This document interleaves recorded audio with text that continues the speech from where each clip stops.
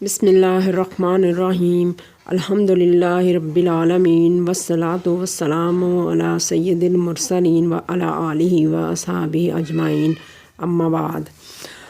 آج ہم رسول اللہ صلی اللہ علیہ وآلہ وسلم کی ایک ایسی حدیث پڑھیں گے جس میں اسلام کے بنیادی رکن کے بارے میں ذکر ہے۔ ان عبادہ بن الصامت رضی اللہ عنہ قال سمعت رسول اللہ صلی اللہ علیہ وسلم یقول من شاہد ان لا الہ الا اللہ وان محمد رسول اللہ حرم اللہ علیہ النار۔ سمیت میں نے سنا، شاہدہ گواہی دی، حرم اللہ نے حرام کر دی، علیہ النار اس پر دوزخ کی آگ۔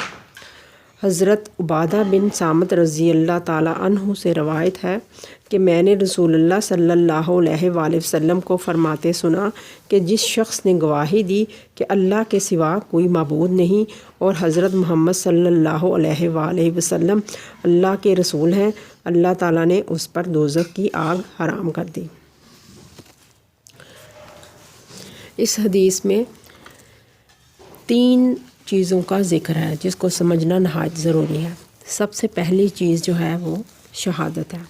شہادت سے مراد ہے انسان کی زندگی، اس کی زبان، اس کی سوچ، اس کا دل و دماغ، اس کے تعلقات، دوستی، دشمنی، ہر چیز گواہی دے کہ اللہ کے سوا وہ کسی کو معبود نہیں مانتا، اور اس کی عملی شہادت دینا یہ ہے کہ وہ محمد صلی اللہ علیہ وآلہ وسلم کو اللہ تعالیٰ کے آخری رسول مانے، آپ صلی اللہ علیہ وآلہ وسلم کے اسوہ حسنہ کو مکمل طور پر اختیار کریں۔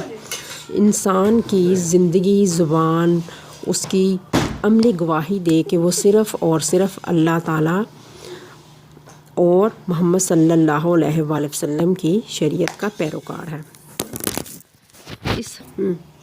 اس حدیث میں اس عظیم حقیقت کی تفصیل ہے کہ جس شخص نے توحید اور رسالت کی گواہی دی اس پر دوزخ کی آگ حرام ہے۔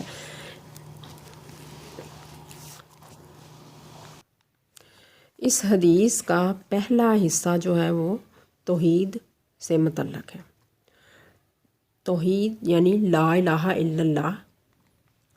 لا الہ الا اللہ کا مطلب ہے کہ اللہ کے سوا کوئی معبود نہیں۔ یہاں الہ کا مطلب سمجھنا نہایت ضروری ہے۔ الہ کا مطلب یہ ہے کہ انسان صرف اور صرف اللہ تعالیٰ کو اپنا معبود تصور کرے۔ الہ وہ ایک چیز ہے جو ایک ایسی ذات ہو جو خالق ہو، مالک ہو، ہر چیز پر قدرت رکھتی ہو، رازق ہو، علم و حکمت والی ہو، سب سے زیادہ رحیم اور کریم ہو۔ اس کے علاوہ وہ جبار اور قہار بھی ہو، یعنی اگر آپ پر کوئی ظلم کرتا ہے تو وہ اس سے انتقام لینے کی پوری صلاحیت رکھتی ہو، اس کے جیسا کوئی بھی نہ ہو۔ لا الہ الا اللہ کا مفہوم اپنے اندر بے انتہا گہرائیاں رکھتا ہے۔ اس کلمہ میں اسم اعظم موجود ہے۔ اللہ تعالیٰ نے ہر زمانے میں جو بھی نبی یا رسول بھیجے انہوں نے اسی کلمے کا عہد اپنی قوم سے لیا، اور اس کلمے کی گواہی دے کر ہی وہ مسلمان بن سکتا تھا اور دار اسلام میں داخل ہو سکتا تھا۔ یعنی لا الہ الا اللہ ایک ایسی تلوار ہے جو شرک اور بت پرستی کو جڑ سے کاٹ دیتی ہے۔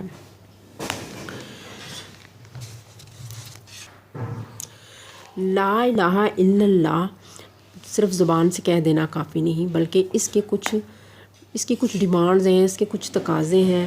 یعنی سب سے پہلی بات تو انسان کو یہ پختہ اس کے یقین میں ہونی چاہیے کہ اللہ تعالیٰ کی ذات میں کوئی دوسرا فرد شریک نہیں، یعنی اس کی ذات جو ہے وہ واحد ہے، اس کی نہ کوئی اولاد ہے، نہ اس کے کوئی والدین ہیں، وہ ازل سے ہے اور ابد تک رہے گا، اس کے جیسا کوئی نہیں۔ دوسری ڈیمانڈ اس کلمے کی یہ ہے کہ اللہ تعالیٰ کو اس کی صفات میں یکتا اور واحد مانا جائے، یعنی یہ یقین رکھا جائے کہ اللہ تعالیٰ جیسی صفات کسی دوسرے میں موجود نہیں، جیسے پیدا کرنا، مارنا، رزق دینا، حاجتیں پوری کرنا، اور اللہ تعالیٰ کی یہ صفات ذاتی ہیں، یعنی کسی اور نے اس کو یہ عطا نہیں کی، بلکہ وہ اللہ تعالیٰ کے پاس شروع سے موجود تھیں اور آخر تک رہیں گے۔ ان دونوں چیزوں پر یقین جو ہے ہم سے یہ ڈیمانڈ کرتی ہے کہ ہم صرف اور صرف اللہ تعالیٰ کی عبادت کریں اور اسی کی بندگی کریں، جیسے کہ سورۃ زاریات آیت 56 میں آتا ہے وما خلقت الجن والانس الا لیعبدون، اور ہم نے جن اور انسان کو اسی لیے پیدا کیا کہ وہ ہماری عبادت کریں۔ اس حدیث کا جو تیسرا ایک حصہ ہے وہ رسالت سے تعلق رکھتا ہے، یعنی ایک تیسری چیز جس کا ذکر ہے وہ رسالت ہے۔ رسالت جو ہے یہ عربی زبان کا لفظ ہے، اس کے لغوی معنی پیغام پہنچانا ہے۔ اسلام میں رسالت وہ منصب ہے جس میں رسول اللہ تعالیٰ کے پیغام امت کو پہنچاتے ہیں۔ رسالت کے لیے اس چیز کو ذہن میں رکھنا چاہیے کہ اللہ تعالیٰ نے اپنے احکامات بنی نوع انسان تک پہنچانے کے لیے ہر قوم کے لیے انبیاء کرام بھیجے تاکہ ان احکامات کے مطابق وہ لوگ اپنی زندگی گزار سکیں اور ان سے رہنمائی لے سکیں۔ یہ جو رہنمائی کا سلسلہ ہے اسی کو رسالت کہتے ہیں۔ رسالت خالصتاً اللہ تعالیٰ کی عطا ہے، انسان اپنی ذاتی کوشش یا عبادت سے یہ منصب حاصل نہیں کر سکتا۔ سب سے پہلے نبی حضرت آدم علیہ السلام ہے اور آخری نبی محمد مصطفیٰ صلی اللہ علیہ وآلہ وسلم ہے۔ آپ صلی اللہ علیہ وآلہ وسلم رسول اور نبی دونوں کے منصب سے سرفراز ہیں۔ رسول صاحب کتاب ہوتا ہے اور نئی شریعت لے کر آتا ہے، اور نبی پہلے بھیجے گئے رسول کی شریعت کے مطابق تبلیغ اور امت کی اصلاح کرتے ہیں۔ آپ صلی اللہ علیہ وآلہ وسلم کی رسالت کی سب سے اہم صفت عالمگیر رسالت ہے۔ عالمگیر رسالت سے مراد یہ ہے کہ آپ صلی اللہ علیہ وآلہ وسلم سے پہلے تک کے تمام نبی ایک خاص فرقے کے لیے آتے تھے۔ آپ صلی اللہ علیہ وآلہ وسلم کی رسالت قیامت تک کے تمام انسانوں، علاقوں اور تمام ادوار کے لیے ہے۔ سورۃ الاعراف آیت 158 میں اللہ سبحانہ تعالیٰ فرماتے ہیں قُلْ يَا أَيُّهَا النَّاسُ إِنِّي رَسُولُ اللَّهِ عَلَيْكُمْ جَمِيعًا، کہہ دیجئے کہ اے لوگو بے شک میں تم سب کی طرف اللہ کا رسول ہوں۔ اللہ تعالیٰ نے آپ کو تمام انسانوں کے لیے بشیر اور نذیر بنا کر بھیجا، یعنی خوشخبری دینے والا اور ڈرانے والا۔ خوشخبری یعنی جنت کی، بخشش کی، اور ڈرانے والا سے مراد ہے کہ اللہ تعالیٰ سے اس کے عذاب سے، جہنم سے انسانوں کو ڈرایا جائے۔ صلی اللہ علیہ وآلہ وسلم کی شریعت کے بعد تمام نبیوں اور رسولوں کی شریعت منسوخ ہو گئی ہے۔ سورۃ سبا آیت 28 میں ہے وَمَا أَرْسَلْنَاكَ إِلَّا كَافَّةً لِلنَّاسِ بَشِيرًا وَنَذِيرًا، ہم نے آپ صلی اللہ علیہ وآلہ وسلم کو تمام انسانوں کے لیے بشارت دینے والا اور ڈرانے والا بنا کر بھیجا ہے۔ اس سے ثابت ہوتا ہے کہ اب کسی اور نبی یا رسول کی ضرورت باقی نہیں رہی، کیونکہ آپ صلی اللہ علیہ وآلہ وسلم کی تعلیمات مکمل ہیں، ان میں کسی کمی یا اضافے کی گنجائش ہے نہ ضرورت۔ ہر زمانے اور ہر علاقے کے انسانوں کے لیے ان کے مسائل کا حل اسلام میں موجود ہے۔ قرآن کریم میں جو احکامات بیان ہوئے وہ قیامت تک کے لیے محفوظ ہیں، اور اس کتاب کی حفاظت کا ذمہ اللہ تعالیٰ نے خود لیا ہے۔ پہلی کتابوں کی حفاظت کا ذمہ اس قوم پر تھا۔ سورۃ حجر آیت 9 میں ہے اِنَّا نَحْنُ نَزَّلْنَا الذِّكْرَ وَإِنَّا لَهُ لَحَافِظُونَ، بے شک ہم نے یہ ذکر نازل کیا ہے اور ہم ہی اس کی حفاظت کرنے والے ہیں۔ یہ کتاب تحریری طور پر بھی محفوظ ہے اور لاکھوں حافظ قرآن کے سینوں میں بھی محفوظ ہے۔ اس کے ساتھ ساتھ آپ صلی اللہ علیہ وآلہ وسلم کی سنت کو بھی اللہ تعالیٰ نے احادیث کی صورت میں محفوظ کر دیا ہے۔ سورۃ الاحزاب آیت 21 میں ہے لَقَدْ كَانَ لَكُمْ فِي رَسُولِ اللَّهِ أُسْوَةٌ حَسَنَةٌ، یقیناً تمہارے لیے رسول اللہ صلی اللہ علیہ وآلہ وسلم میں بہترین نمونہ موجود ہے۔ آپ صلی اللہ علیہ وآلہ وسلم کی گواہی دینا اس لیے بھی ضروری ہے کہ آپ کو اللہ تعالیٰ نے خاتم النبیین بنایا ہے۔ آپ کے بعد جو نبوت کا دعویٰ کرے گا وہ کذاب ہے۔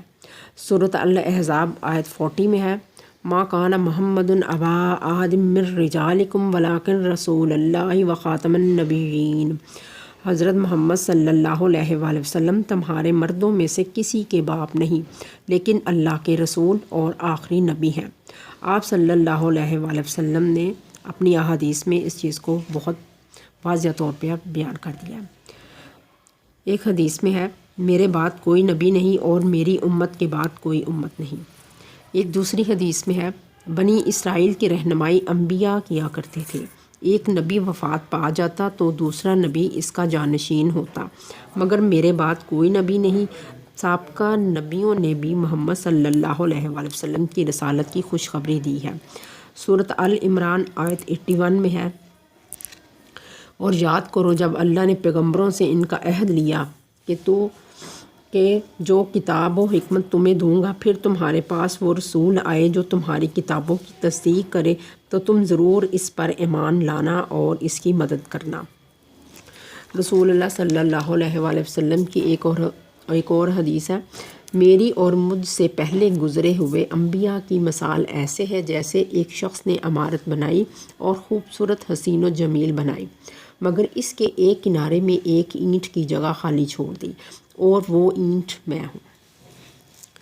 اب توحید اور رسالت کی گواہی دینے کے بعد اللہ تعالیٰ نے اس کا رزلٹ بھی بتا دیا۔ رسول اللہ صلی اللہ علیہ وسلم نے اس کو اس صورت میں بتایا کہ اس شخص پر دوزخ کی آگ حرام کر دی گئی ہے۔ اب سوال پیدا یہ ہوتا ہے کہ اس شخص پر دوزخ کی آگ حرام کیوں کی گئی؟ کیونکہ اس کی وجہ یہ ہے کہ جب توحید اور رسالت کی گواہی دے دی جاتی ہے تو انسان دائرہ اسلام میں داخل ہو جاتا ہے۔ اس کی گواہی دینا اسلام کا بنیادی رکن ہے۔ اللہ تعالیٰ نے اسلام کو دین کے طور پر پسند فرمایا ہے اور یہ بھی واضح کر دیا ہے کہ اس کے علاوہ سے اور کوئی دین قابل قبول نہیں۔ سورۃ آل عمران آیت 19 میں ہے ان الدین عند اللہ الاسلام، بے شک اللہ کے نزدیک دین اسلام ہی ہے۔ سورۃ آل عمران آیت 85 میں بیان ہے من یبتغی غیر الاسلامی دینا فلن یقبل منہ، جو شخص اسلام کے سوا کسی اور دین کی خواہش کرے گا تو وہ ہرگز اس سے قبول نہیں کیا جائے گا۔ قرآن کریم کے نزول کے بعد آپ صلی اللہ علیہ وآلہ وسلم کی رسالت تمام انسانیت کے لیے کامل ترین بن گئی ہے اور دین ہر لحاظ سے مکمل ہو چکا ہے۔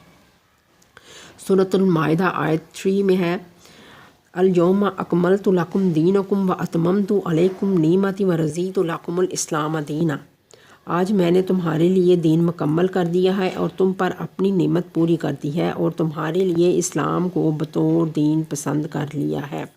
اسلام کی اسی گواہی کی وجہ سے سرور کائنات محمد مصطفیٰ صلی اللہ علیہ وآلہ وسلم کی امت کو سب امتوں سے زیادہ بہترین امت قرار دیا گیا ہے۔ قرآن کریم میں ارشاد ربانی ہے سورۃ آل عمران آیت 110 میں کنتم خیر امت، تم بہترین امت ہو۔ اس لیے لازم ہے کہ اسلام کے اصولوں کی مکمل پیروی کی جائے، جس کا کہ ذکر سورۃ البقرہ آیت 208 میں ہے ادخلوا فی السلم کافہ، اسلام میں پورے کے پورے داخل ہو جاؤ۔ اسلام پر چل کر ہی، اسلام کی تعلیمات پر عمل کر کے ہی دوزخ کی آگ سے بچا جا سکتا ہے۔ سبحانک اللہم و بحمدک اشہد ان لا الہ الا انت استغفرک و اتوب الیک۔